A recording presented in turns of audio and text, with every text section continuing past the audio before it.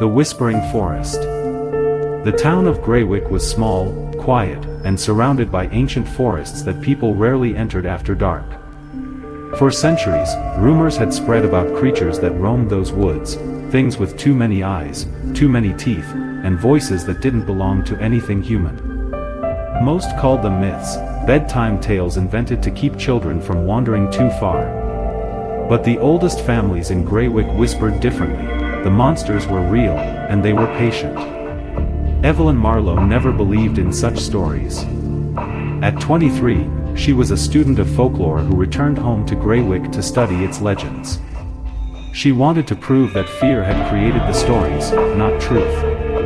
Her notebooks were filled with sketches of symbols carved into old stones, transcripts of villagers' warnings, and maps of the forest paths. To her, it was all material for a thesis, until the night she decided to step into the forest alone. It was October, the air sharp with the scent of wet leaves. Evelyn carried a lantern and a recorder, determined to capture the forest's nocturnal sounds. She moved past the first line of trees, where branches twisted like claws, and followed an overgrown trail marked by stones carved with spirals. The deeper she walked, the quieter the world became. No owls, no crickets, not even the rustle of squirrels. Just her footsteps, and her breath.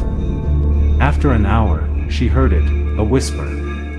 At first, she thought it was wind slipping through the branches.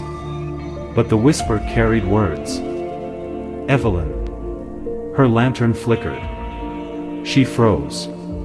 The voice was soft, drawn out, like someone speaking underwater. She turned, expecting to see another hiker, but the path was empty. Only shadows and the pale fog creeping along the ground. She tried to dismiss it as imagination, yet the whisper came again, louder, closer. Evelyn, come.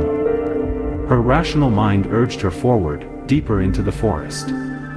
If someone was calling her name, they must be playing a trick, or maybe they were lost. She told herself she wasn't afraid. But her heart beat too fast for that to be true. The trail ended at a clearing where an ancient stone well stood. Its stones were black with moss, and symbols had been carved into its rim, spirals, eyes, and jagged mouths. The whispers grew stronger, rising from the well's dark throat. Hungry, thirsty, join us. Evelyn's lantern flared, then died, leaving her in near total darkness. She stumbled back, fumbling for matches, but when she looked up, she saw movement. Shapes slid between the trees, too tall to be human, with elongated limbs and heads that bent unnaturally sideways. Their eyes gleamed white, reflecting no light, and their mouths stretched into endless grins filled with needle-like teeth. She ran. The forest seemed alive against her escape. Roots curled around her feet, branches clawed at her hair, and the whispers followed, layering over one another like a chorus. She tripped and fell, scraping her palms on stone, but when she lifted her head, she realized she had stumbled onto another carved path. This one led to a half-buried ruin, an old chapel of cracked stone.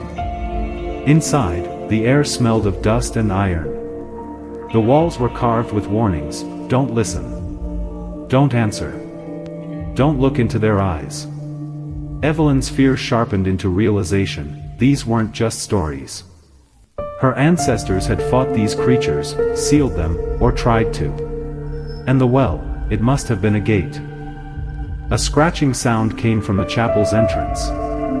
One of the monsters stood there, its head almost touching the ceiling. Its limbs were too long, its torso stretched thin, its skin pale and pulsing like it was alive with something beneath. Its mouth opened wider and wider, until the jaw nearly split. Evelyn, it rasped, blood remembers. Door waits. She backed away until her shoulders hit the altar. Her hands brushed against something carved into the stone, an iron dagger, rusted but intact. Instinct screamed at her to take it, and when the creature lunged, she slashed. The blade sank into its skin like cutting through water, and a shriek ripped through the chapel, shaking the walls. The monster dissolved into a cloud of black smoke that vanished into the cracks. For a moment, silence returned. Evelyn's hands trembled as she stared at the dagger. It was real. The monsters were real. And if one had come through the well, others would follow. She didn't wait to see more. She ran until the trees thinned, until she could see the warm lanterns of Greywick in the distance. When she stumbled into town, covered in mud and shaking, people stared. She expected disbelief, maybe laughter. But instead, the oldest among them simply nodded with grim recognition. "You opened the path again," one of them said. Evelyn's heart sank. She hadn't stopped the nightmare, she had awoken it. That night, she couldn't sleep. The whispers never left her ears. Even in the safety of her room, they curled around her mind, promising hunger, promising eternity. When she closed her eyes, she saw the forest well, deeper than it had any right to be, filled with eyes that blinked in unison. And beneath them, a single, colossal mouth waiting to devour the world. Evelyn knew then that Greywick's legends weren't warnings, they were prophecies. And now, the monsters were stirring. The forest would not be silent much longer.